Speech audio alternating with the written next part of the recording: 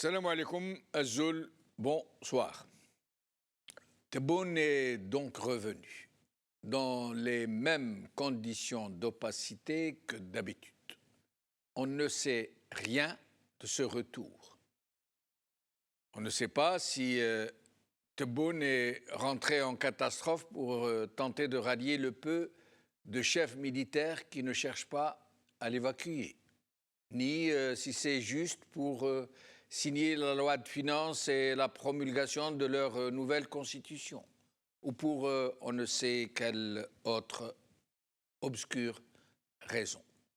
En tous les cas, un retour certainement précipité. Le protocole minima aurait voulu qu'après une absence de 2 mois, que le président, appelons-le comme ça, soit accueilli au bas de la passerelle par le chef du gouvernement, accompagné des ministres les plus importants, du président de l'APN, du président du Conseil de la Nation et toute la smala habituelle. Et que les images de son accueil soient diffusées à la nation par toutes les voies médiatiques publiques possibles. Cela n'a pas été le cas.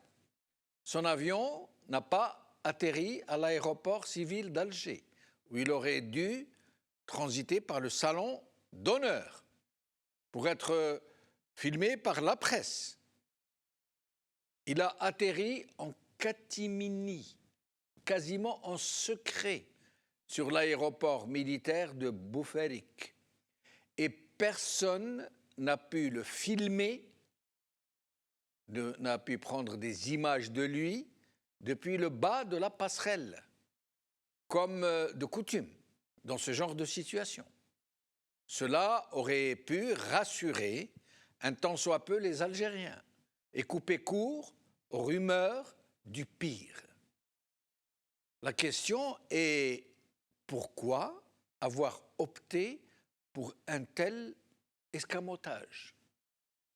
Est-ce parce que M. Tebboune ne peut pas marcher? Nous allons regarder ensemble cette photo prise après son retour et regardez bien son pied. Regardez.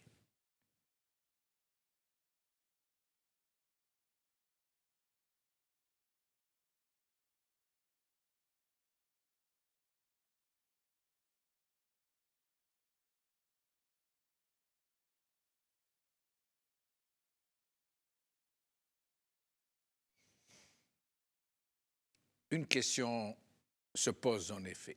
Est-ce que la Covid-19 passe par le pied? Je pose la question parce que le communiqué officiel de la présidence et du staff médical de la même présidence de la République n'a évoqué que la maladie de la Covid et rien d'autre. L'autre question est pourquoi ne nous a-t-on pas montré M. Tebboune assis? Ils nous l'ont montré assis. Nous ne l'avons pas vu descendre la passerelle, marcher normalement. Est-ce que parce qu'il ne pouvait pas marcher? Est-ce parce qu'il ne se déplace que sur un fauteuil roulant et qu'une telle image pourrait nous rappeler celle de Bouteflika? Mais le pire est ailleurs. Pendant son absence, M. Tebboune, les vrais décideurs, ceux dont il n'est que la façade visible et qui pourraient très bien le pousser très bientôt à la sortie, ont décidé de faire revenir, sans le consulter, le général Nazzar de son exil. Un Nazzar, ex-ministre de la Défense, l'un des pires ennemis du défunt Ahmed Gaïd Saleh, chef d'état-major, et qui avait imposé, rappelons-le, M. Tebboune aux Algériens malgré leur boycott massif, dans ce que furent les élections présidentielles les plus frauduleuses depuis l'indépendance du pays. Nazzar qui était sous le coup d'un mandat d'arrêt international lancé par le tribunal militaire de Blida, par le propre protecteur de M. Tebboune, l'actuel président, a donc été autorisé par on ne sait qui, certainement par le nouveau clan fort de la junte, à rentrer sans autre forme de procès. Et pour mieux marquer le point et montrer qui est désormais le vrai maître des lieux, il a été décidé de le faire rapatrier à bord d'un avion présidentiel, un avion de la flotte présidentielle, en lui faisant présenter les honneurs militaires avant son embarquement.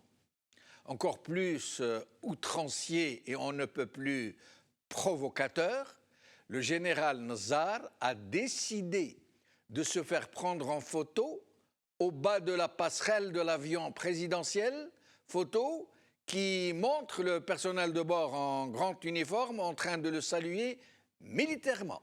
Regardez.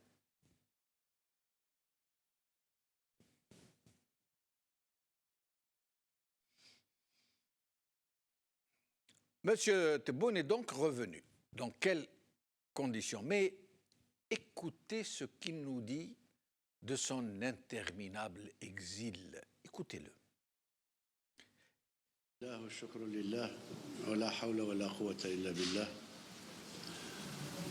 البعد عن الوطن صعيب ولما تتراكم عليه تزيد عليه المسؤولية أصعب فأصعب. الحمد لله كانت العودة ميمونة. Ah bon, hein, monsieur Tebboune, البعد عن الوطن صعيب. Hein?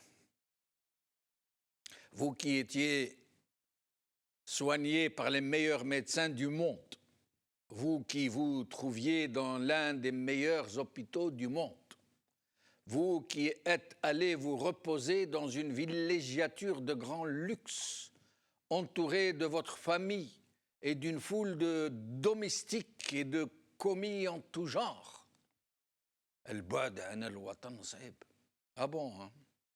Et que dire alors, monsieur Tebboune, de ces milliers d'Algériens qui sont bloqués aux quatre coins du monde, très loin de leur pays, que vous n'autorisez pas à rentrer chez eux, rejoindre leurs familles respectives, dont nombreux parmi eux vivent désormais dans l'indigence, qui n'ont ni où dormir, ni de quoi manger, qui ne sont pas pris en charge par vos consulats, qui sont coupés de leur famille depuis des mois, parfois depuis 1 an. Et que dire de ces milieux d'exilés, les Ba'ad an al-Watan, de ces milieux d'exilés algériens qui ont été poussés à fuir leur pays par votre mafiocratie, qui sont en exil depuis des années, certains parmi des décennies. Et que dire de ces Algériens qui sont en exil dans leur propre pays, dans l'exil de la pauvreté, dans l'exil des prisons, que votre justice aux ordres a jetés dans vos ignobles geôles et qui sont coupés de leur famille, qui sont nourris moins bien que vos chiens de garde, qui sont mal soignés, qui sont parfois isolés, souvent brimés.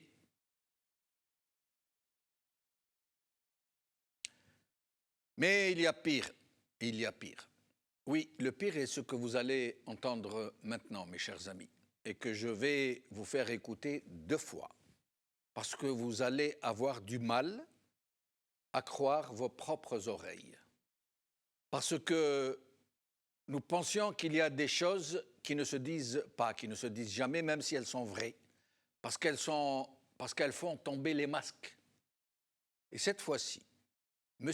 Tebboune, qui cherche certainement à gagner les faveurs d'une junte qui s'apprête à l'évacuer, à le jeter dehors, M. Tebboune nous fait un aveu on ne peut plus inattendu.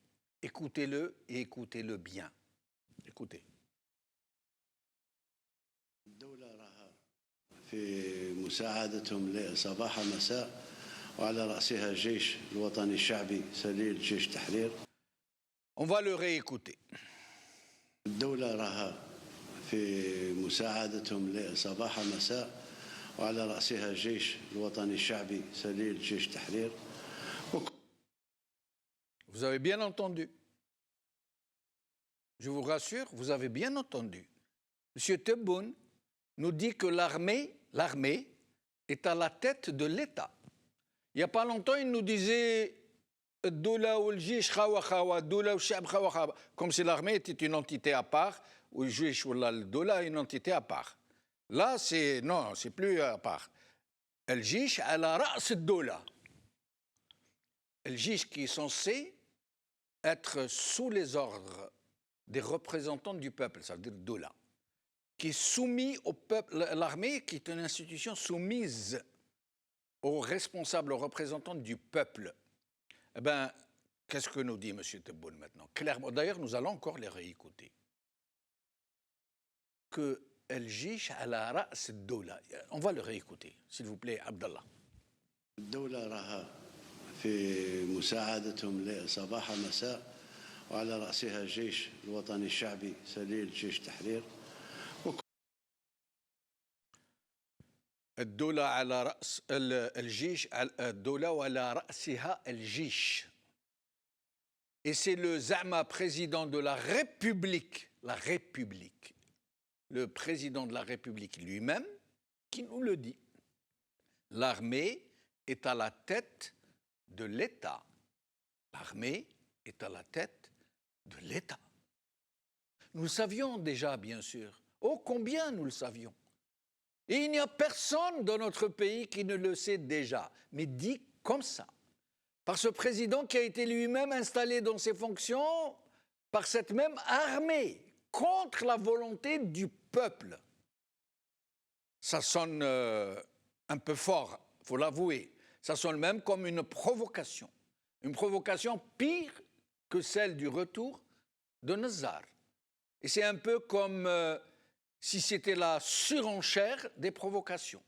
Comme si ce régime cherchait quelque part à allumer la mèche d'on ne sait quoi.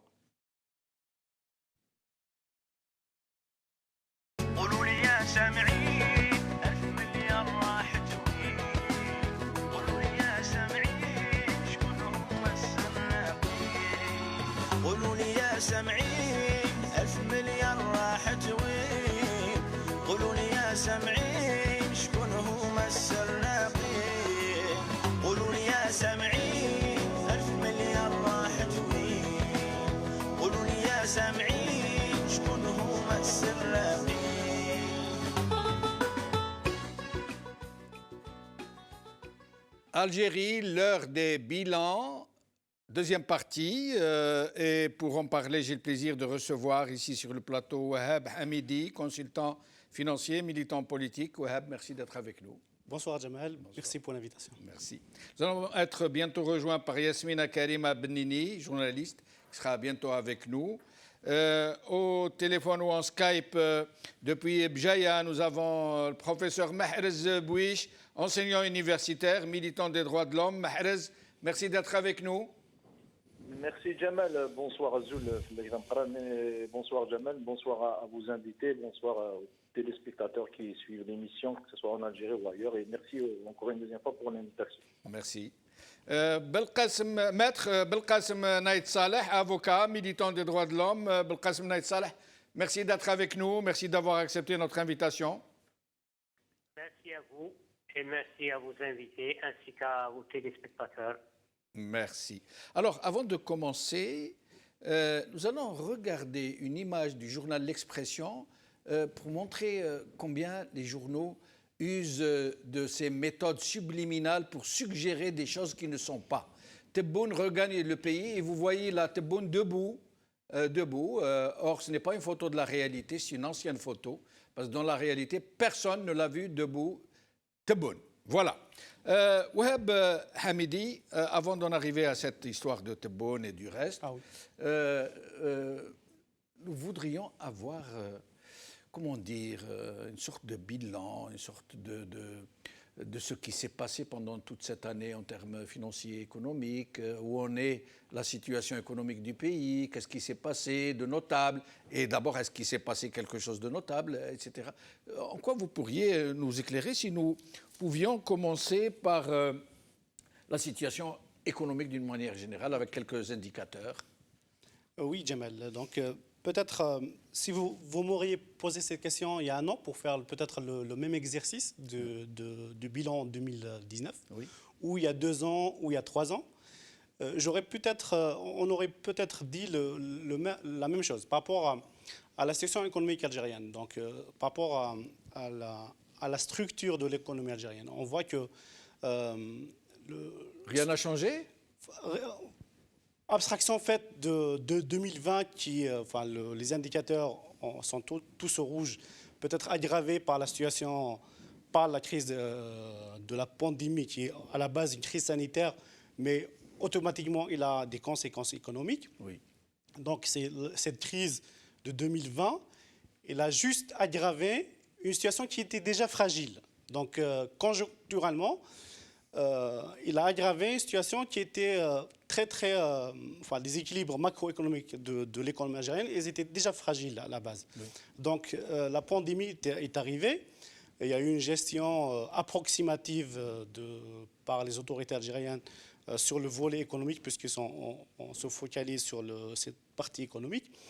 Donc pour dire que la structure de l'économie algérienne n'a pas évolué. Nous avons dit que 2020, il y aura une nouvelle Algérie, il y aura de nouvelles décisions économiques, il y a même des annonces chiffrées. Mais quand on voit la réalité, tout ça... Même pas des frémissements de changement? Non, pas du tout. En fait, parce que le modèle économique algérien, comment il est structuré, il répond à un besoin politique à la base. Parce qu'en fait, il faut qu'on dise que l'économie, c'est pas des chiffres. Parce que des fois, on pense que l'économie, c'est réservé aux spécialistes, oui, aux gens qui maîtrisent les chiffres. Oui. Mais en réalité, non. Même l'économie, ça obéit aux mêmes règles que le politique. C'est des centres d'intérêt et c'est des rapports de force. Sauf que le jargon utilisé généralement par les économistes a tendance à compliquer les choses. Exactement. Donc, pour revenir à la situation économique algérienne, donc je disais le modèle économique structurellement, il répond peut-être à un autre modèle qui est politique. Si je ose faire la comparaison, parce que en fait, structurellement, l'économie algérienne qui est entière, donc on a une seule ressource qu'on vend qui nous permet d'avoir des devises. Les hydrocarbures. Les hydrocarbures. C'est toujours la même chose, il n'y a rien de nouveau. On n'a pas d'autres ressources. Il n'y a pas du tout. Qui viennent de la création de richesses, de l'industrie, de l'agriculture, du tourisme. Parce que quand on regarde d'ailleurs, c'est toute la problématique de l'économie, surtout pour les spécialistes, pour les gens qui s'intéressent un peu aux chiffres, oui, c'est que quand on regarde la communication des autorités censées communiquer sur la situation du pays à travers les données chiffrées, il y a un blackout total sur... En fait, d'ailleurs, le seul moyen maintenant qu'on a pour avoir une vue sur l'économie de manière globale, c'est la loi de finances. C'est le moment budgétaire qui nous permet d'avoir une idée sur un peu la réalité de l'économie algérienne.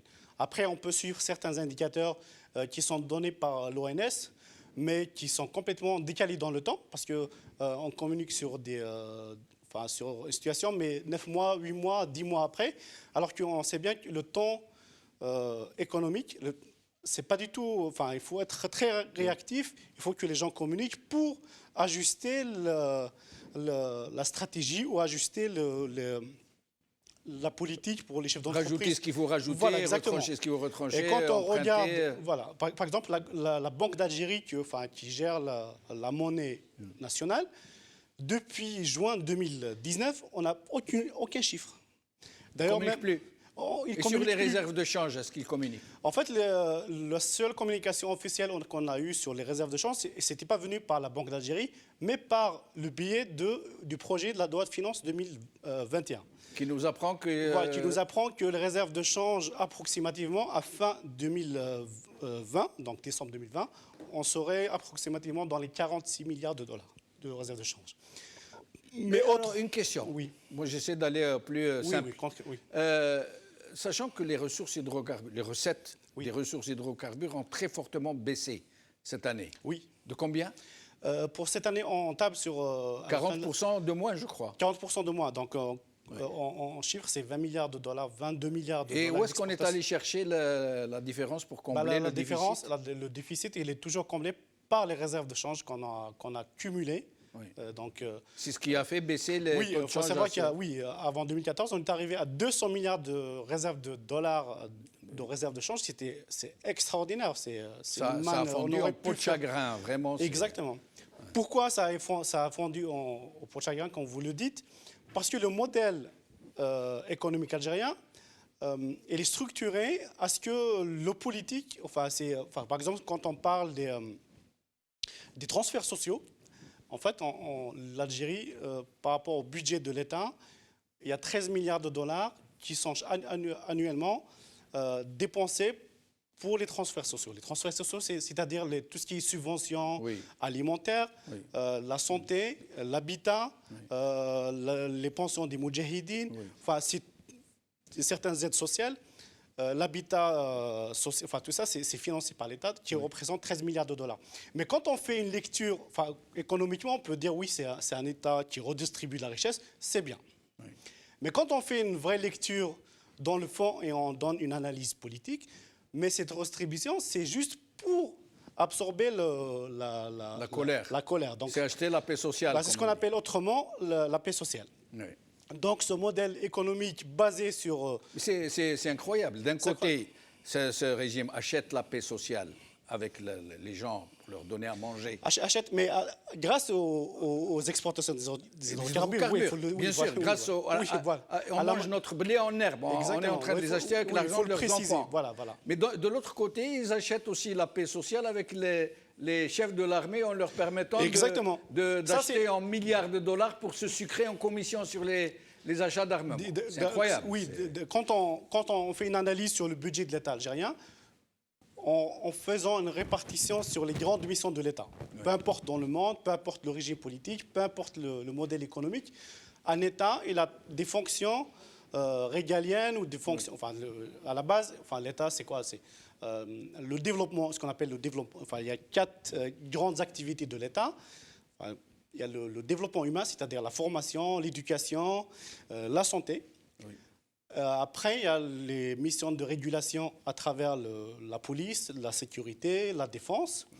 Après, il y a les gestions des infrastructures administratives, donc la maintenance des infrastructures administratives. Et après, il y a la partie sociale. Ça, c'est partout dans le monde. Après, tout dépend du modèle où, en France, on distribue plus de social, ou peut-être en Angleterre, il y a moins de social, mais la richesse, on la gagne. Ce sont des équilibres différents. La fiscalité, sur le bénéfice. Voilà. C'est une émulation en même temps pour encourager la production, la productivité. Alors que nous, on puise uniquement dans les ressources. Oui, mais juste pour finir par rapport à ça, quand on regarde ces 4 grandes fonctions de l'État, on va trouver que 53% du budget de l'État est réservé aux missions de régulation, c'est-à-dire la police, l'armée et la justice. C'est incroyable. Ça. Et tout ce qui est l'autre partie, c'est-à-dire le développement humain, l'éducation, la santé et la formation, c'est 31%. C'est des chiffres officiels sur l'année, j'ai fait personnellement l'exercice sur l'année 2021. Donc voilà, ça renseigne sur les priorités économiques par rapport au modèle économique algérien qui répond à un besoin politique. Très intéressant. Je reviens à vous dans un moment. Yasmina, merci d'être avec nous. Ça va? Vous n'êtes pas trop perdu dans les transports? Beaucoup de bouchons. Ah oui, je sais. Et quelques aléas. J'imagine. Merci en tout cas d'être avec nous. Merci d'avoir accepté notre invitation. Alors, Mahrez Bouich, avant de revenir à Yasmina, Est-ce que vous avez entendu la déclaration de M. Tebboune au sujet de l'armée algérienne qui est à la tête de l'État algérien? Mahrez? Oui, Jamal, encore une deuxième fois, merci pour l'invitation. Azoul pour Yasmina et pour l'économiste. Bah oui, je l'ai écouté, je l'ai entendu, mais pour moi, ce n'est pas quelque chose de nouveau. Ça a été toujours le discours du moins de M. Tebboune. Il ne faut pas oublier que M. Tebboune a affiché clairement sa relation directement avec l'institution militaire, si vous vous rappelez très bien, le jour où il a consacré le 22 février, qui représente du moins pour le peuple algérien un tournant historique. Il représente le Hirak, la révolution en marche, la contestation populaire extraordinaire. M. Tebboune l'a consacré comme journée nationale de la cohésion entre le peuple et l'armée. Ça, c'est un point important. Le peuple et l'armée, la cohésion entre le peuple et l'armée. Effectivement, ça explique effectivement la logique globale sur laquelle travaille M. Tebboune. Ça, c'est clair. Je pense que c'est tout le monde qui s'y sont au courant que l'agenda de Gaïd Salah a été tracé depuis le 27 mars jusqu'au 12-12. C'est-à-dire, en termes simples, M. Tebboune, il fait tout simplement de l'agenda de Gaïd Salah. Ça n'a pas besoin de preuves ou d'analyse ou d'interprétation, d'explication systémique. Ça, on le connaît. Mais au-delà des personnes, au-delà des déclarations de M. Tebboune ou même des éditos du Djeish et des déclarations de M. Chingreha, il faut revenir, comme j'ai toujours l'habitude de le dire, à cette relation entre l'armée, l'institution militaire, en particulier l'état-major, et l'État. Tout à l'heure, dans ton introduction, Jamal, tu as parlé que Tebboune disait que le Djeish a rafouq al-Dawla. Non, l'histoire, elle dit que la conception, la substance de l'État algérien, depuis bien avant l'indépendance, est de nature militaire. L'ADN de l'État, ou du pouvoir du moins, du pouvoir politique, ou du moins de ceux qui détiennent le processus de la décision politique, c'est tout simplement l'armée. D'où d'ailleurs, bien avant même l'indépendance de l'Algérie, pendant le mouvement national, ça a été toujours constaté, d'où d'ailleurs les résolutions du Congrès de la Somme. Il se fait justement primauté du civil sur le militaire. La primauté du civil et politique. Ce n'est pas un concept comme ça qui est venu. Oui, mais Mahrez, depuis 62 à ce jour, nous savons tous que c'est un régime militaire. Nous savons tous que ce sont les chefs de l'armée qui dirigent ce pays, qui désignent les présidents, qui désignent tout, qui font tout, qui prennent quasiment presque le tiers du budget général pour acheter des armes qui ne servent à rien, qui doivent rouiller quelque part. Mais sinon, jamais un chef de l'État algérien, qu'il soit fantoche ou vraiment élu, n'a dit que l'armée est à la tête de l'État. Ça n'a jamais été dit. Et jamais nous n'avons observé une telle passivité de la société civile, de l'opposition notamment, pour venir protester. On ne peut pas accepter une chose pareille. Que le premier représentant, celui qui incarne le pouvoir exécutif, qui est garant de la Constitution, censé être élu par tous les Algériens, vienne nous dire l'armée est à la tête, à la ra's ad-dawla. Alors, c'est incroyable. Bah, tu me donnes un peu l'occasion de revenir à un détail qui s'est passé en France. Enfin, ce n'est pas un détail, mais un événement assez important. Quand Emmanuel Macron a été élu président de la République française, et juste après justement son installation, il a eu un petit problème avec le chef de l'état-major. Je ne me rappelle pas son nom. Oui, en effet. Et ça a fait la une des journaux en France. Et c'est tous les Français qui parlaient justement de ce fameux problème dont le chef de l'état-major français demande justement de subventions, parce que les subventions... Question de budget, comme vient de le dire. Effectivement. Et qui a poussé le chef d'état-major à la démission. Effectivement, mais avant la démission, ce qui est intéressant, au-delà du problème Macron, son chef d'état-major, c'est qu'il y avait une phrase qui était assez intéressante, qui a été d'ailleurs prononcée par Emmanuel Macron en disant la différence entre moi et vous, c'est que moi je suis élu et vous, vous êtes désigné, c'est-à-dire que vous êtes le représentant d'une institution républicaine et moi je suis élu par le peuple. Pourquoi je cite cet exemple? Pour vous dire, au-delà des personnes, il y a deux logiques contradictoires. Il y a la logique d'une république qui a ses institutions et que chaque institution doit se soumettre à la loi suprême, à savoir la Constitution, et la Constitution détermine à la fois le fonctionnement de chaque institution et les relations des institutions avec d'autres institutions.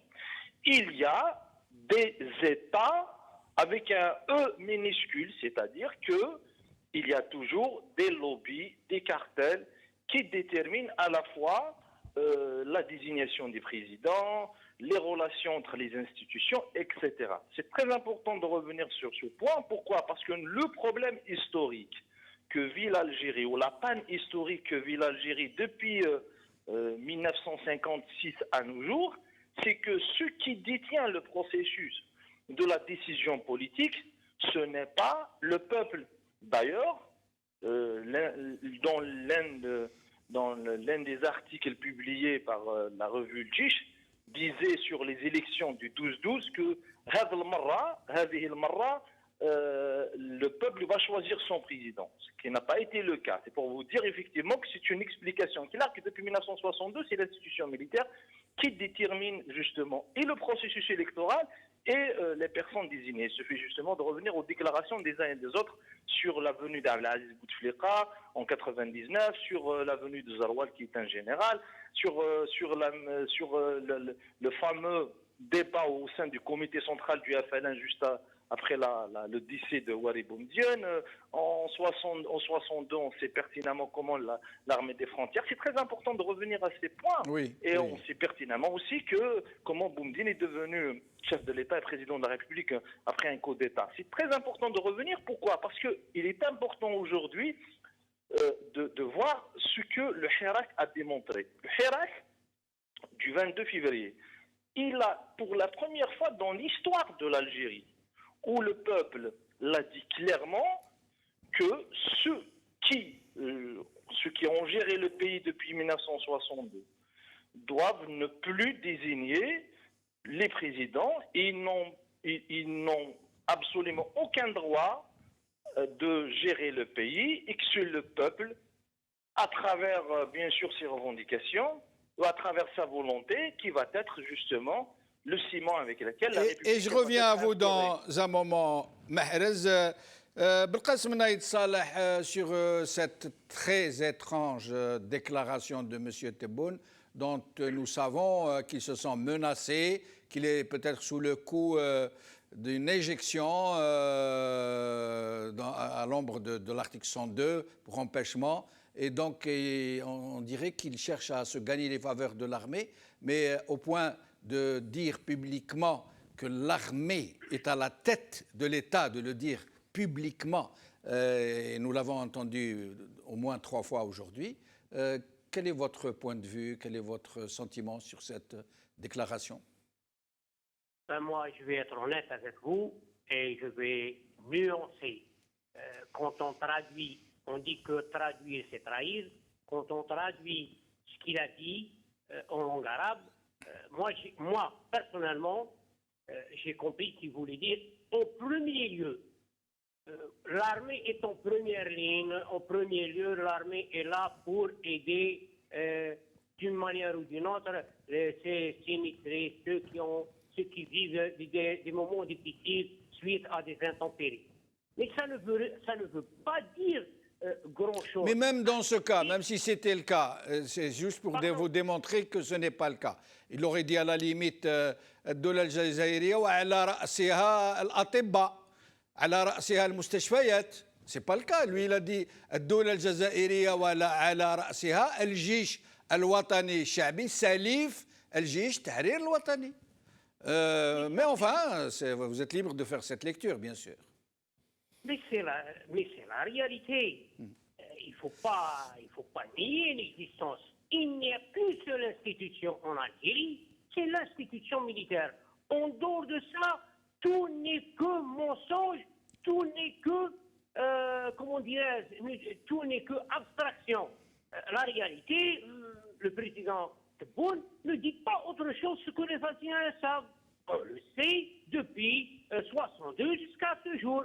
On le sait que le pouvoir réel en Algérie, c'est l'état-major. C'est pour cette raison, cette fois-ci, le peuple a demandé dans l'éruption de l'équation politique à ce qu'on puisse aller à un partage du pouvoir pour faire une réconciliation, une transition.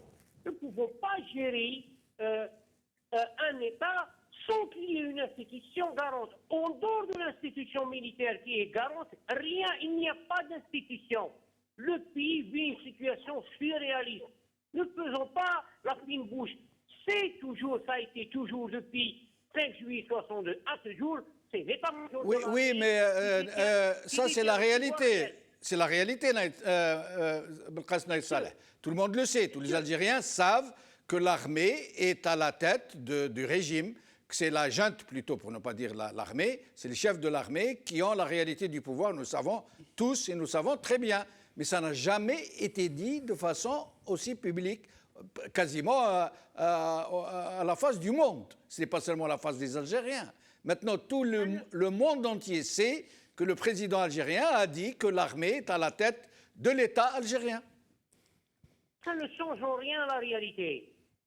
La réalité est telle qu'elle. Il ne faut pas s'arrêter à ce genre d'interprétation. La réalité en Algérie, c'est qu'il y a qu'une seule institution qui est détentrice du pouvoir réel. En dehors de ça, ce n'est que, je dirais, verbiage, et ce n'est que discussion, débat stérile. La question, c'est comment en sortir. Nous vivons en Algérie une situation surréaliste.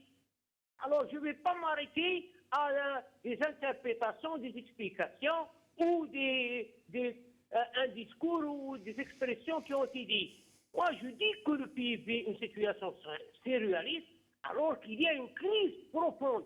Ça fait 2 années que nous sommes en train de tourner en rond. On n'a pas voulu, il n'y a pas de bonne foi pour résoudre le problème politique. Alors, de grâce, le pays vit une situation gravissime. Nous dirigeons, si nous ne prenons pas le degré de la responsabilité, nous dirigeons vers un désastre. Alors, de grâce. Alors, restez avec nous, Belkacem Naïf Saleh, je reviens à vous dans un moment. Yasmina Karima Benini, sur cette déclaration de M. Tebboune. Alors, je m'excuse auprès du dernier intervenant. Maître Belkacem Naïf Saleh. Maître Belkacem Naïf Saleh. Je vais plonger la tête la première dans ce qui pourrait lui paraître être une discussion, un sophisme. Mais les mots disent de nous ce que nous ignorons nous-mêmes. Ce n'est pas de moi, c'est une citation. Monsieur Tebboune dit, Monsieur le Président, Raïs. Étymologiquement, Raïs c'est Ras. الجيش يعني الجيش لما يكون على رأس الجزائر c'est la même étymologie. Alors on pourrait se dire dans le meilleur des cas il fait de l'esprit ou c'est subliminal, c'est un message. Malheureusement, nous savons bien que c'est les pieds dans le plat une fois de plus. C'est une humiliation sur la place internationale une fois de plus et une espèce de sadisme voulu ou inconscient envers les Algériens. Surtout que nous sommes dans une phase insurrectionnelle. Bien sûr, le PIB, bien sûr, la catastrophe qui risque de nous tomber dessus plus vite que ce qu'on croit, parce qu'on veut nous faire croire, bien sûr.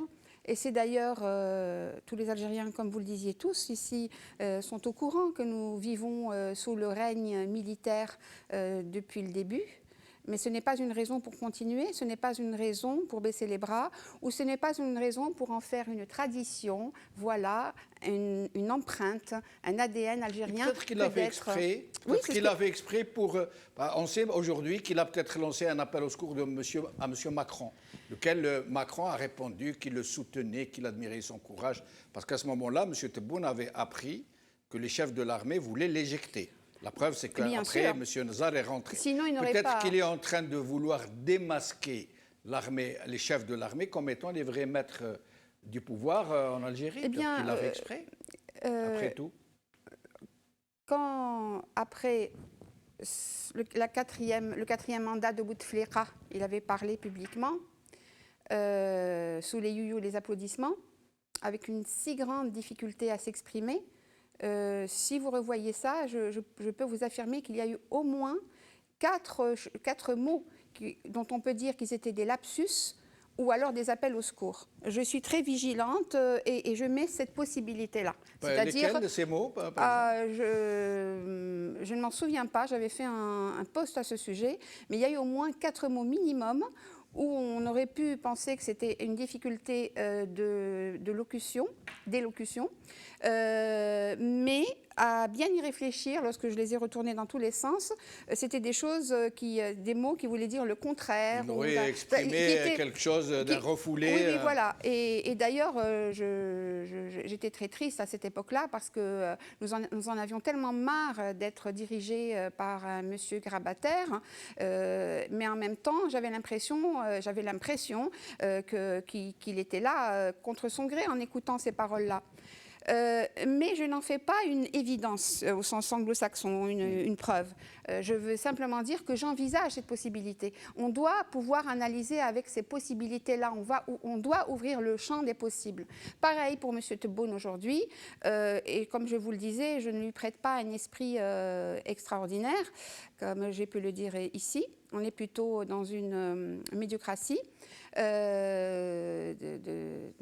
Voilà, c'est même un système volontaire. Pourquoi la presse n'a-t-elle pas réagi ? C'est la raison pour laquelle, dans le pire des cas, je vais vous le dire ça, oui, à mon avis. C'est pour ça, dans le pire des cas, c'est un lapsus, c'est une bêtise, et dans le meilleur des cas, c'est peut-être un appel au secours, un appel du pied, etc.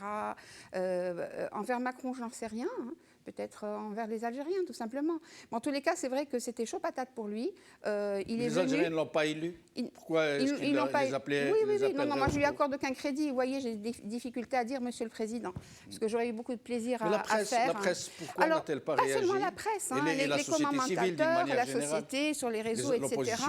Eh bien, voilà, encore une fois, ça dénote de la vacuité des mots.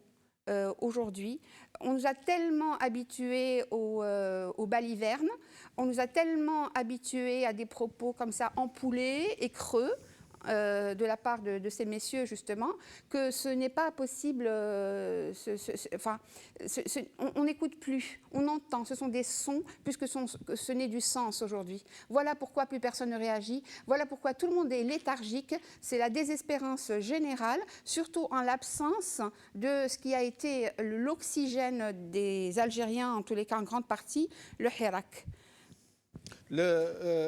Wahab, d'abord sur ce sujet, avant de revenir à l'économique, qu'est-ce que ça vous inspire, cette déclaration de M. Tebboune sur le rôle de l'armée, ou plutôt sur la place de l'armée à la tête de l'État algérien?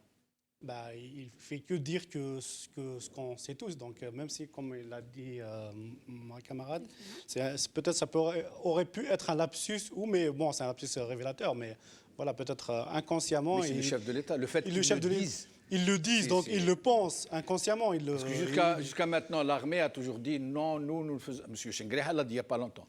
Nous ne faisons pas de politique, l'armée est neutre. C'est ce qu'ils disent. Alors quand lui arrive, il dit l'armée est à la tête de l'État.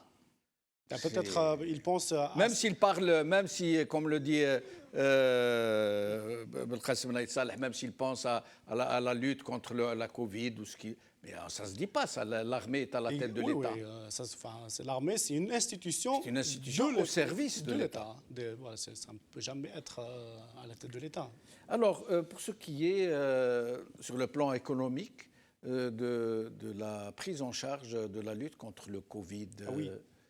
Donc tout à l'heure, peut-être dans l'intro, j'ai rappelé que le modèle, structurellement, le modèle économique algérien, il est comme ça, il est construit sur l'achat de la paix sociale et les dépenses sécuritaires. Enfin, juste peut-être entre parenthèses, l'Algérie, en pourcentage de PIB, est la troisième au niveau mondial en dépenses militaires. Le premier, c'est le Yémen, à 8%. Le deuxième, c'est l'Arabie Saoudite à 7,6%. Juste derrière, le troisième au podium, c'est l'Algérie à 6%. C'est très révélateur. Oui, c'est très révélateur. C'est terrible. C'est par rapport au PIB. Oui, par rapport au PIB, au pourcentage de PIB.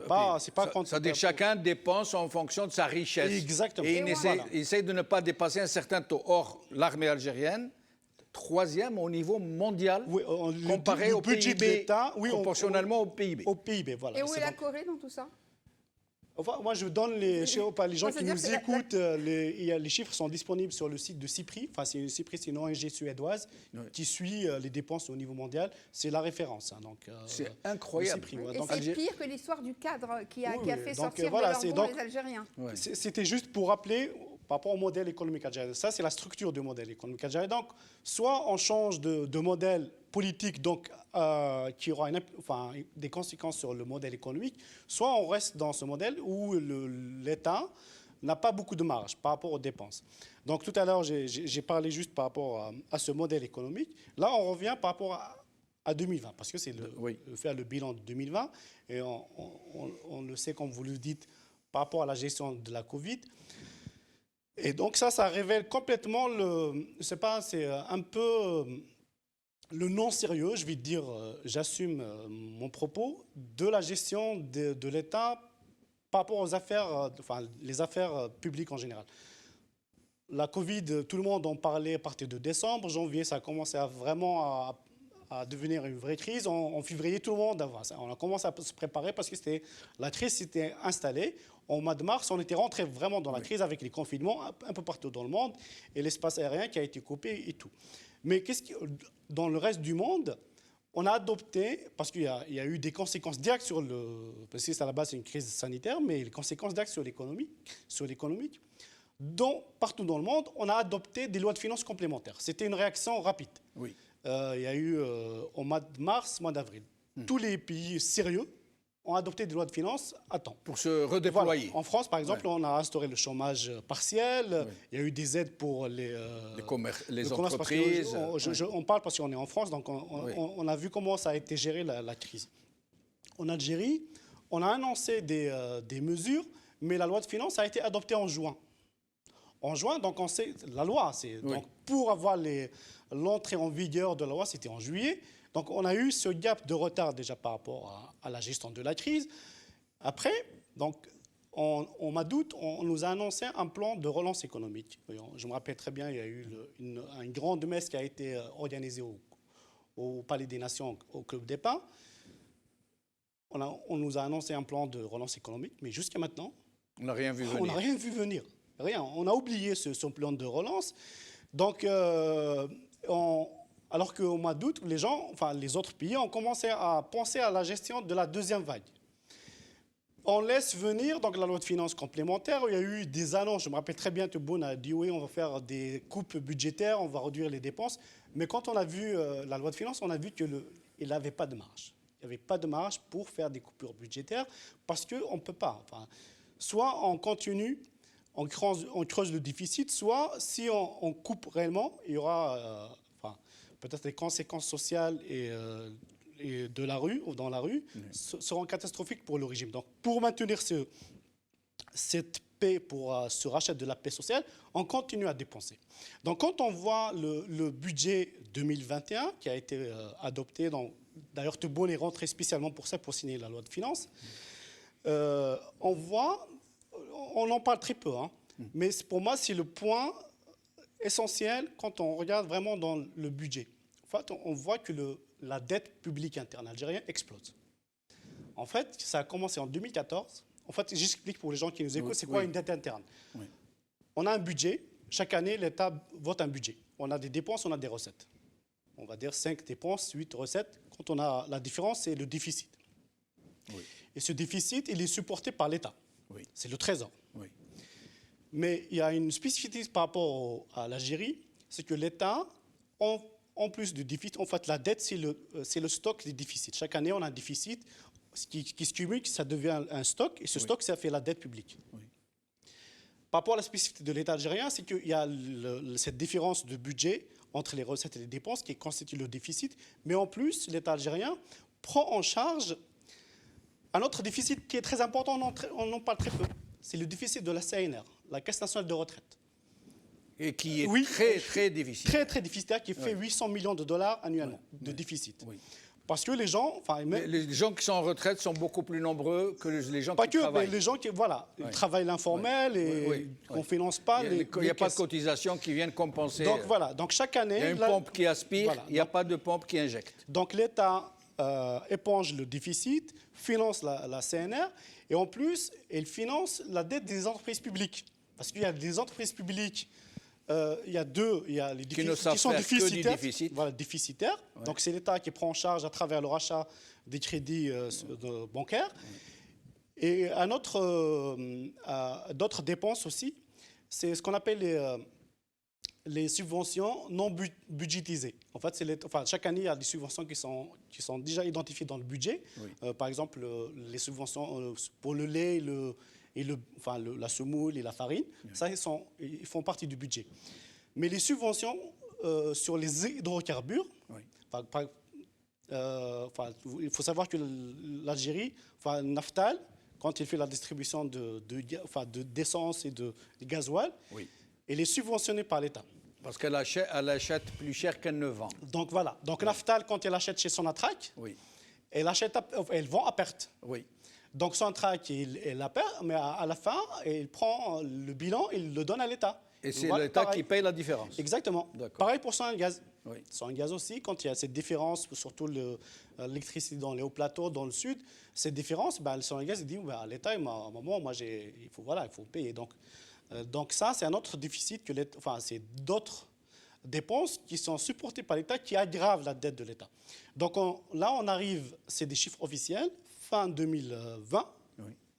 À 9 000 milliards de dinars de dette interne, qui représente en dollars 65 milliards de dollars. Donc on arrive à 60% de PIB de dette. Et ça, c'est très, très important. Et comment on finance ça ? C'est la planche à billets. C'était la loi de finances 2010. La fausse monnaie.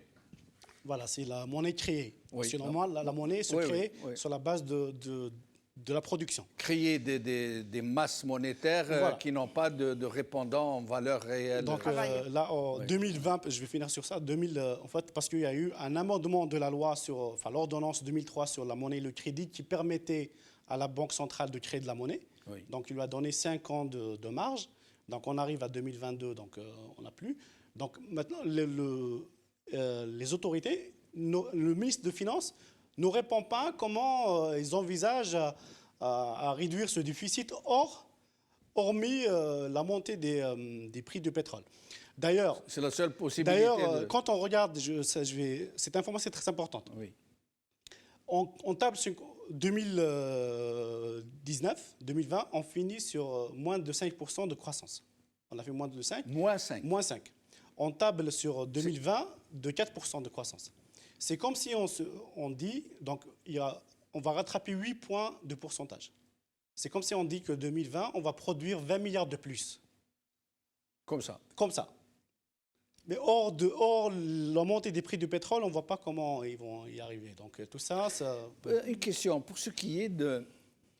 pour le moment, l'Afrique, dans son entièreté, est épargnée par la Covid. Les médecins n'y comprennent encore rien. Parce que tout le monde pensait qu'en Afrique, et donc nous, chez nous aussi, en Afrique du Nord, que ça allait être l'hécatombe. Les gens s'attendaient au début de la Covid, à des centaines de millions de morts en Afrique. Oui. Or, ils ne savent pas pourquoi l'Afrique n'est pas à tête. Ça veut dire s'il n'y a pas beaucoup de morts et beaucoup de victimes, ce n'est pas dû au mérite des gouvernants, mais c'est dû au mérite de la nature ou de la biologie, on ne sait pas encore. Mais si demain, à Dieu ne plaise, la situation s'aggrave et qu'il faille investir dans les hôpitaux, dans les réanimateurs, dans le médicament, est-ce que l'Algérie sera en mesure de pouvoir faire face?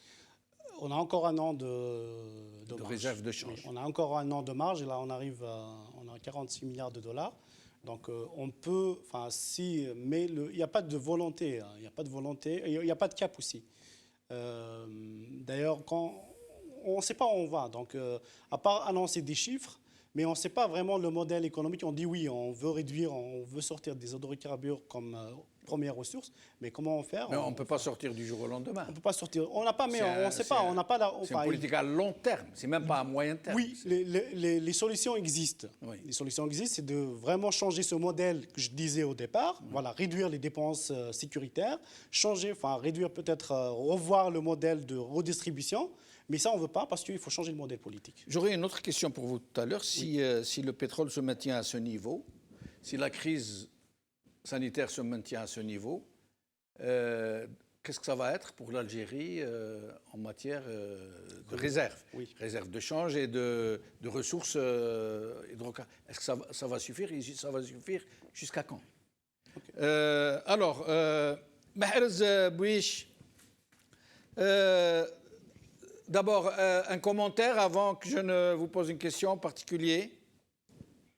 Oui, juste par rapport à la question économique, effectivement, je rejoins notre ami économiste sur un point assez important, c'est que il est important, et je l'ai toujours dit qu'on ne peut pas dissocier en Algérie malheureusement, la vision, l'orientation économique des visions politiques. Ça a été depuis 1962 à nos jours. D'ailleurs, ça a donné une économie un peu pathologique, bâtarde, etc. C'est-à-dire c'est une économie ni libérale, ni soviétique. C'est-à-dire c'est une économie de jour au jour. Elle dépend pratiquement, principalement des orientations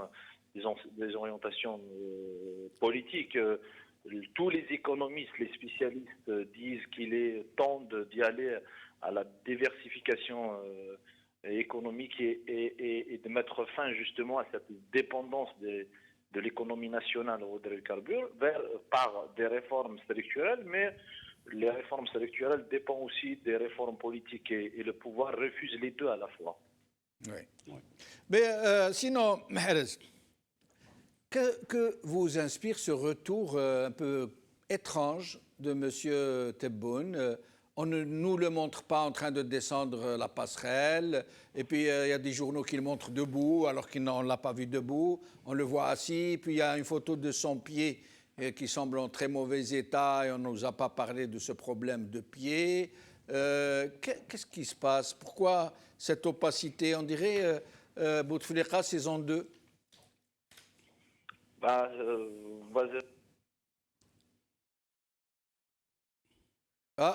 Mahrez a été coupé. Belkacem Naïd Saleh. Oui. Alors, un commentaire avant que je vous pose une question en particulier? Je reviens à la question qui est une question pertinente de l'économie. Oui. Il y a deux précisions de taille. La première, c'est qu'on essaie toujours de saucissonner la crise politique de la crise économique, de la crise sociale, alors qu'ils sont intimement liés. Oui. Ça, c'est en premier lieu. En deuxième, point très important, quand j'ai entendu, en 2018, c'est des autorités algériennes qui ont, dans une étude de la Banque centrale, si je ne me trompe pas, on a parlé que le taux que représente le budget de fonctionnement du PIB est de 78%. Imaginez-vous, le budget du fonctionnement représente de la richesse produite en Algérie en brut 70%. Là, est-ce que nous avons perdu Belkacem et nous avons retrouvé Mahrez? Mahrez, nous revenons à vous pour vous laisser poursuivre. Parfait. Donc, en attendant de retrouver Belkacem Naïd Saleh. Parfait. Donc, je disais tout à l'heure qu'il y a deux lectures. La première lecture, elle est liée beaucoup plus à la question de la communication institutionnelle, et c'est une communication institutionnelle opaque. C'est une communication institutionnelle qui est floue, et on n'a pas vu effectivement le rôle du porte-parole ou même du chargé de la communication de la présidence. Au contraire, ils ont laissé faire passer des rumeurs. Ils ont géré pratiquement la maladie de M. Tebboune de la même manière qu'ils ont géré, bien sûr, la maladie de Bouteflika. Trop de rumeurs, pas vraiment d'informations claires. Et ils ont géré le dossier d'une façon un peu, je dirais, opaque. Lecture politique, c'est clair, c'est que nous sommes pratiquement, l'émission parle du bilan, nous sommes pratiquement dans la continuité de l'ancien système. Il n'y a pas grand-chose, il n'y a pas de nouveau. Et les mêmes logiques, les mêmes orientations, les mêmes discours, mais en tout cas, le peuple algérien n'a pas constaté, ni sur le plan politique, ni sur le plan économique, ni sur le plan diplomatique, ni sur le plan aussi des droits de l'homme, un changement réel. C'est la continuité dans la continuité. Et je pense que le constat, il est là, et c'est tout le monde qui le partage d'ailleurs. Ce qui m'intéresse personnellement, pour revenir un peu à ce qui était dit tout à l'heure, monsieur, celui qui vous appelle par téléphone. Belkacem Naïd Salah, maître Belkacem Voilà, Naïd Salah. Belkacem Naïd Salah disait, tout à l'heure revenir sur un point assez intéressant, au-delà de la question des personnes, parce que le problème algérien n'est pas un problème lié principalement aux personnes.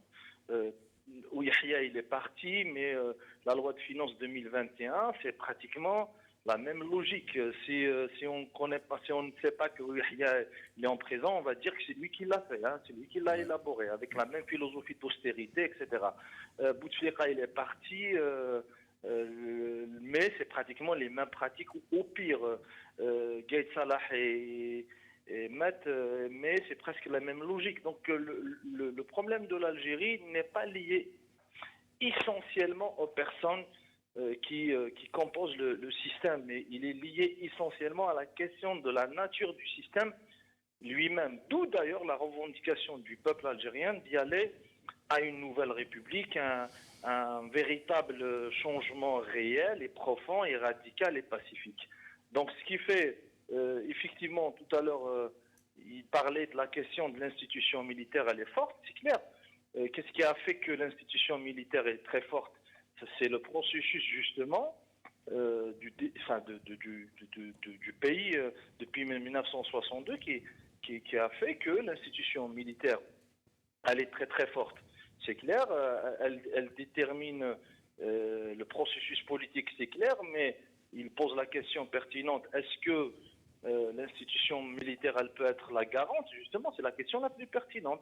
Est-ce que l'institution militaire algérienne, aujourd'hui, je parle de l'état-major, peut justement participer d'une façon, je dirais, objective dans la réalisation des revendications du peuple? Est-ce que l'institution militaire, elle peut faire le même travail qui a été fait en Portugal après la révolution des œillets en 1960? Oui, mais la révolution des œillets, Mahrez, vous le savez très bien, ce sont les jeunes officiers qui ont dégagé leurs potentats militaires et qui ont rendu le peuple, qui ont restitué le pouvoir au peuple. Justement, c'est la question que je viens de poser à l'instant. Est-ce que justement ce rôle d'une institution garante, elle peut le jouer? Est-ce que l'institution militaire aujourd'hui est prête justement à aller objectivement, réellement, pratiquement, ou à s'inscrire dans cette démarche de transition démocratique, comme ça a été fait au Portugal? Oui, le général Liens en 1975-76 a fait pratiquement le même travail. Disons, si pas les jeunes officiers, même les franquistes en Espagne, juste après la mort de Franco, ils ont joué un rôle très important dans la réalisation de la transition démocratique en Espagne à partir de 75. Possible, ils sont revenus à leur sentiment en 1981 par un coup d'État raté, mais du moins ils sont inscrits je parle les généraux espagnols, les franquistes en particulier, dans la réalisation de ce processus. Il n'y a pas que le Portugal et l'Espagne, il y a Pinochet, enfin, en Chili, il y a les généraux... L'Argentine, ouais. En Argentine, effectivement, il y a aussi le meilleur exemple, c'est au Brésil qu'ils ont réalisé un processus de transition exceptionnel. Ça peut être une transition guidée, peu importe, mais c'est-à-dire, le plus important, c'est que l'institution militaire, qui est une institution forte, et qui est une institution garante, elle a joué justement ce rôle de transition démocratique, c'est-à-dire le passage d'un système autoritaire vers un autre système qui est démocratique. C'est ce qui a été joué d'ailleurs, ce qui a été fait, je voulais dire, par l'institution militaire en Pologne. C'est presque la même chose vers la fin des années 80, 87, 89, et c'est presque la même chose. Ils sont inscrits dans cette démarche de transition pacifique qui a permis au peuple de s'organiser. Maher Zbouich, une dernière question et je vous demanderai de me répondre très vite parce que nous allons faire le dernier tour de micro. Maher Zbouich, est-ce que vous pensez que le Hirak pourra revenir, parce que tout le monde maintenant est conscient du fait que seul le Hirak pourra régler ce grave problème, cette grave descente aux enfers, et que si le Hirak ne revient pas, ça va être le pire. Est-ce que d'après vous, il est possible que le Hirak revienne et qu'il revienne en force? Très vite, s'il vous plaît.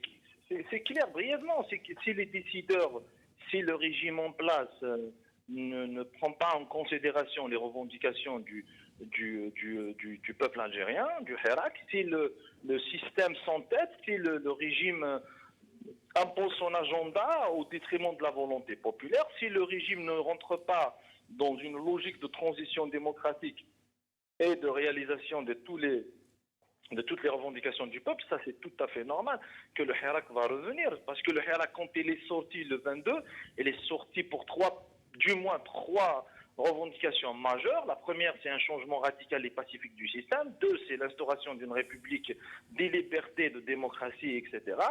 Trois, c'est recouvrir sa volonté populaire. Quand le Hirak, quand le peuple constate que c'est presque les mêmes stratégies, les mêmes orientations, les mêmes incarcérations, les mêmes atteintes répétées aux droits de l'homme, ça c'est tout à fait normal. Les mêmes conditions qui ont mené le peuple algérien à sortir, à mener ce grand Hirak, certainement, si les mêmes conditions restent, si les mêmes conditions demeurent, et si le même entêtement du système demeure aussi, certainement que le peuple va sortir. Ça, c'est évident, les indices sont là.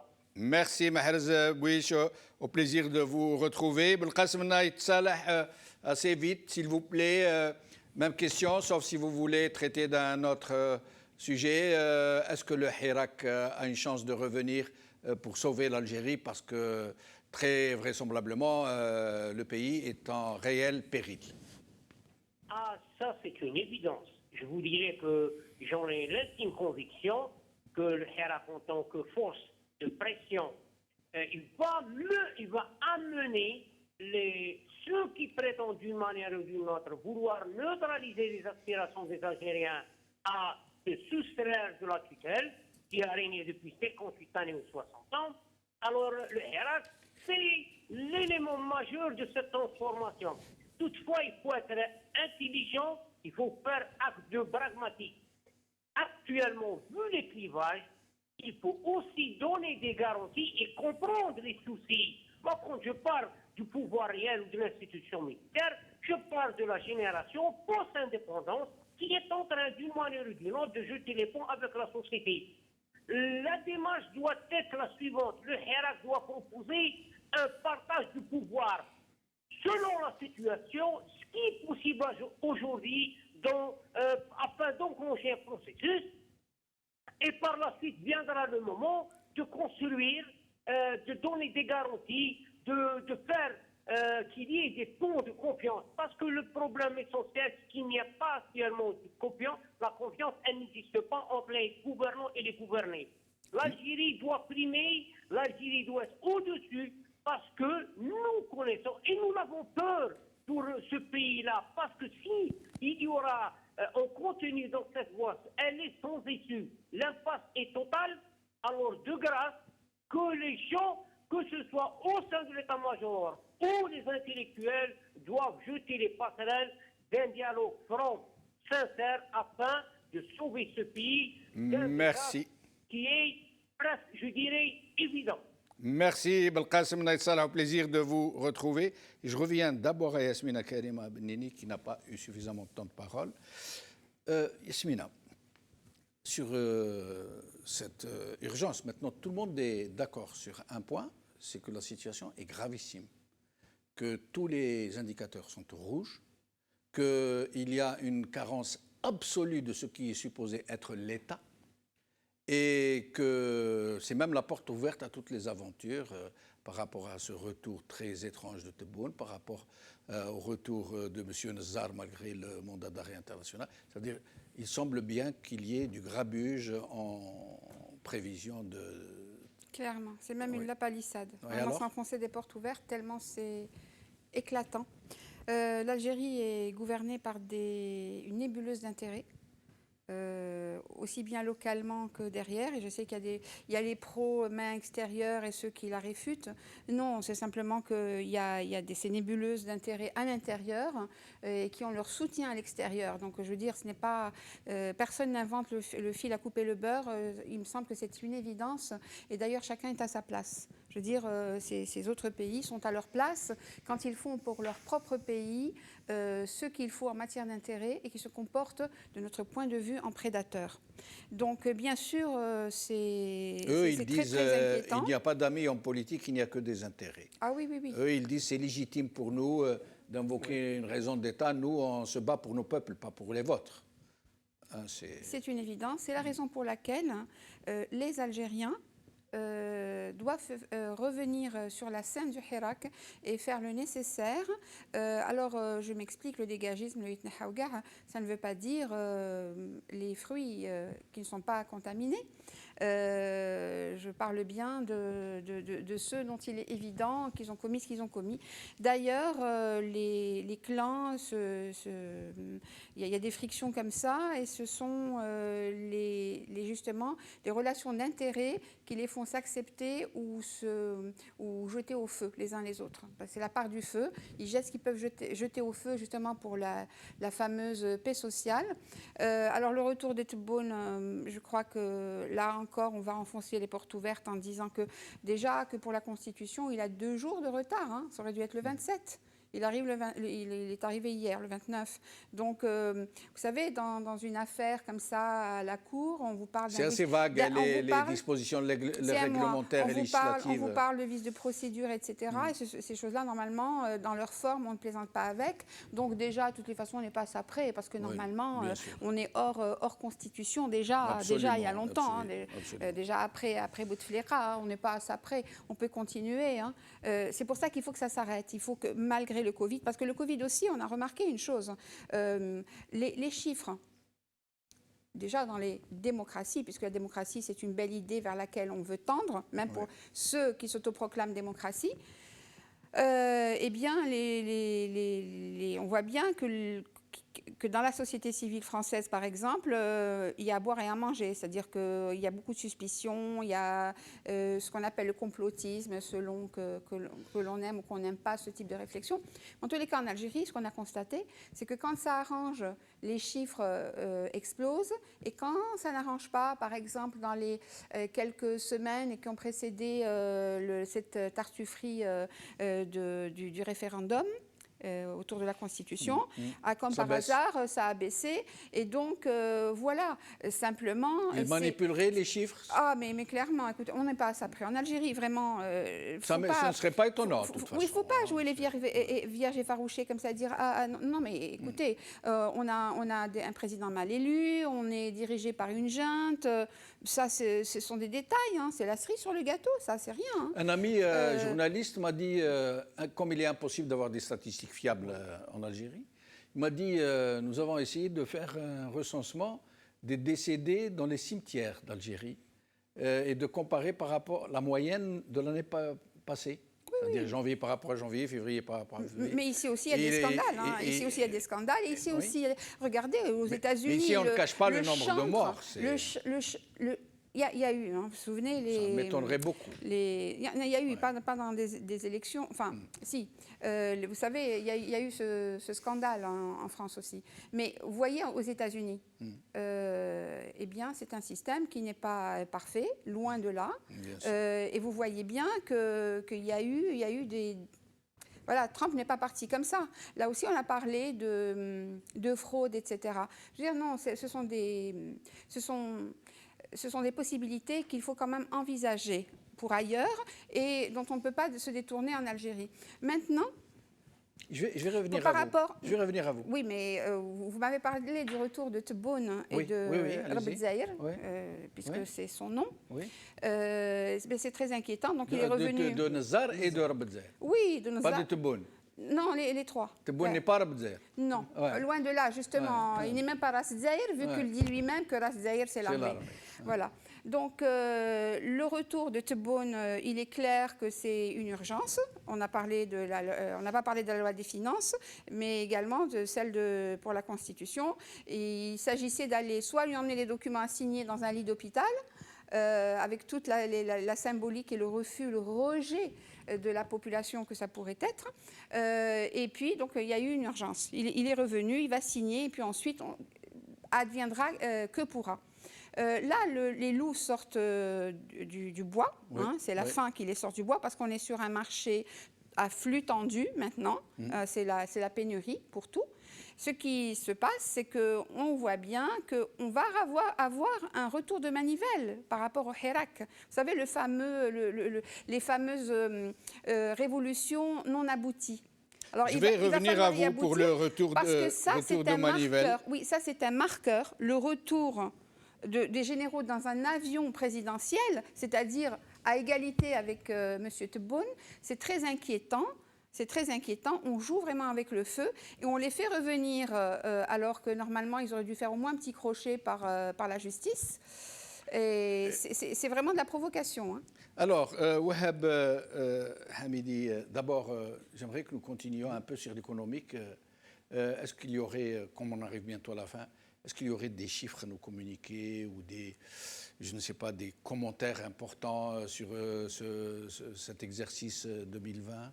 L'exercice, au-delà des chiffres, c'est toute la communication des institutionnels qu'il faut...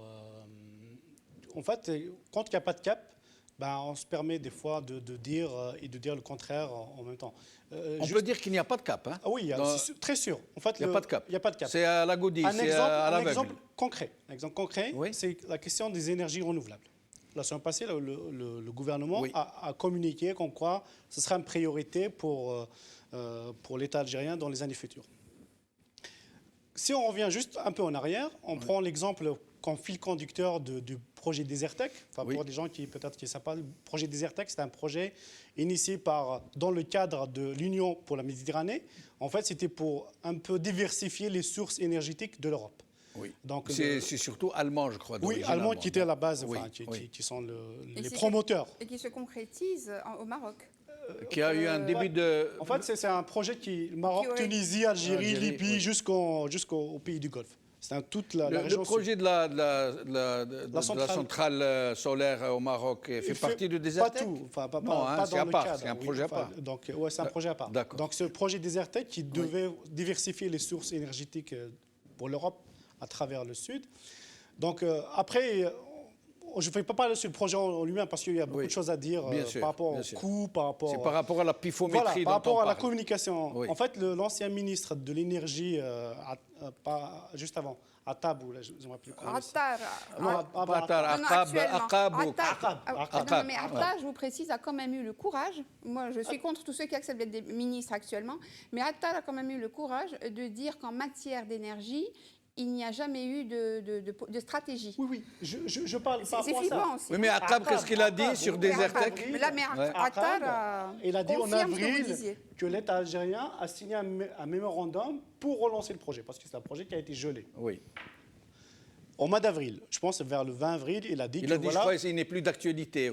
Non, Attab, il a dit que le projet est relancé, un mémorandum a été signé avec les Allemands. D'accord. Au mois d'avril. Oui. Donc en juin, on fait un petit remaniement gouvernemental Il y a Attal qui arrive comme ministre de Et qui l'énergie. dit il n'est plus Juste, d'actualité. voilà, il dit que le dossier Ça y est est. dans le tiroir, on n'en parle plus. Oui.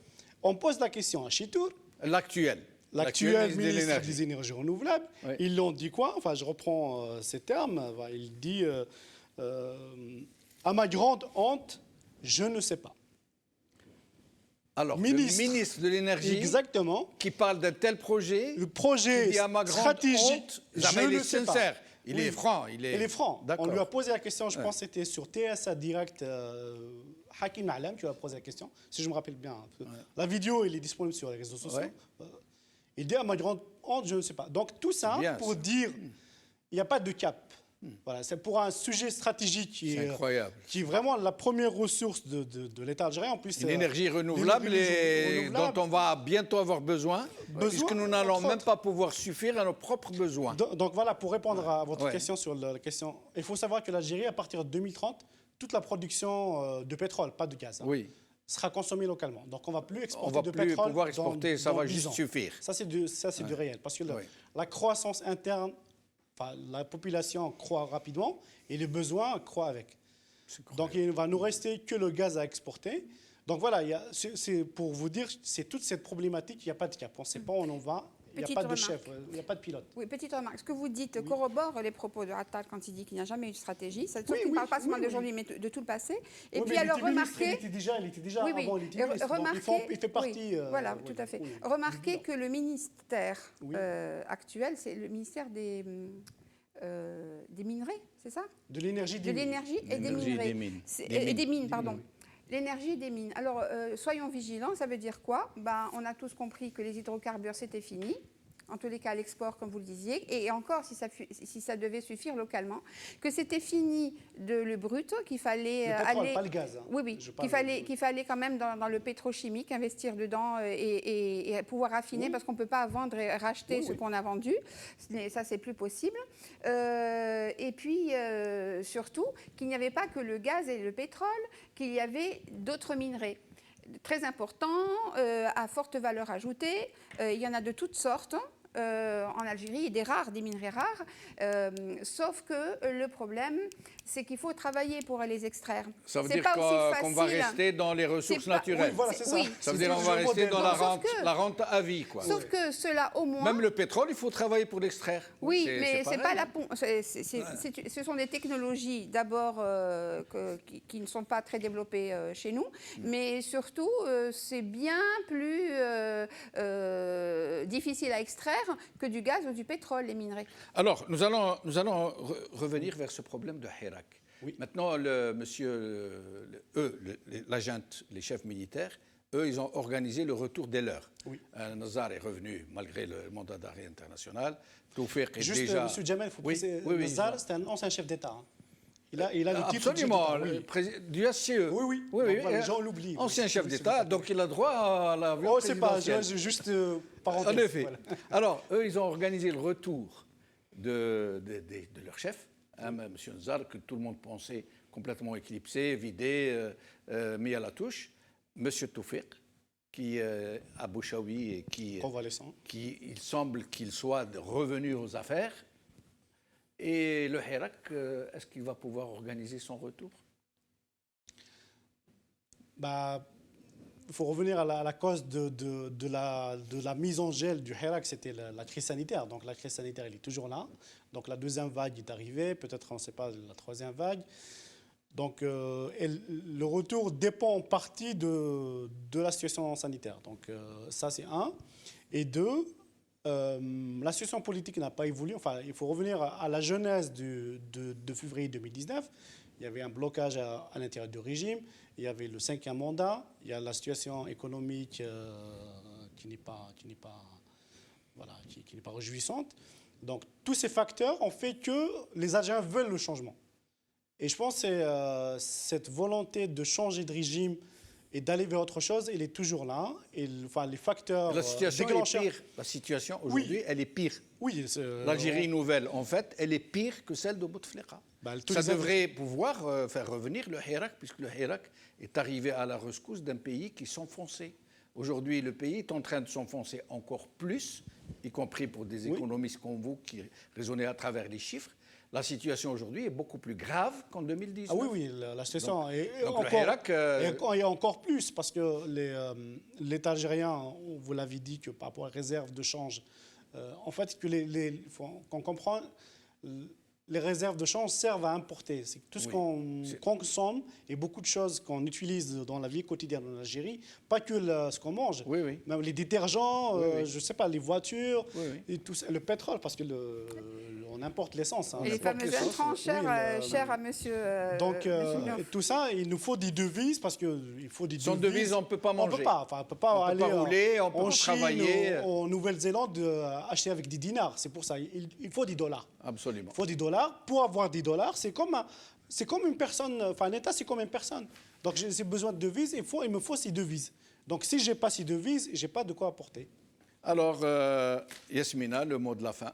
Eh bien, nous avons déserté notre base naturelle, c'est-à-dire l'Afrique. Il faut dire que la France-Afrique y veille, et y veille bien.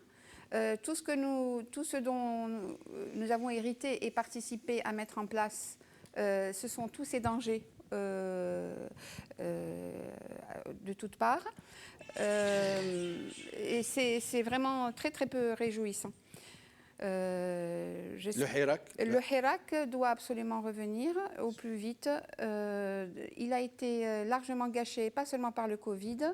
Il semblerait qu'il y ait eu quelques manigances par-ci par-là pour la subversion, la contre-révolution. Absolument.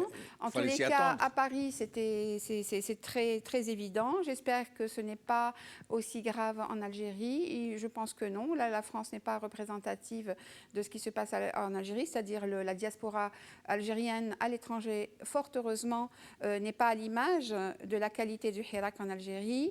Gageons qu'il sera encore une fois pacifique, non violent. Il faut dire qu'avec Tebboune, ça n'a pas été si pacifique que ça parce que j'étais déjà en prison. Ce n'est pas pacifique, même quand on prétend que le Hirak est Moubarak et voilà, est sacré. Mais avec les voyous qui sont revenus, je parle des deux, qui sont revenus, Nazar et Bedzaïr, c'est encore plus inquiétant parce que eux, ils n'ont pas les mains blanches et c'est très très inquiétant pour l'avenir. Donc j'espère que les Algériens arriveront à maintenir le cap de la non-violence malgré toutes ces provocations et surtout malgré les tensions économiques dans lesquelles on nous aura plongés. Yasmina Karima Bennini, merci. Wahab Hamidi, merci. Mahrez Bouich, merci. Belkacem Naïd Saleh, merci. Merci à vous, chers amis, de nous avoir accompagnés tout le long de cette émission. Barakallahu fikum, bqaw ala khair, bislama.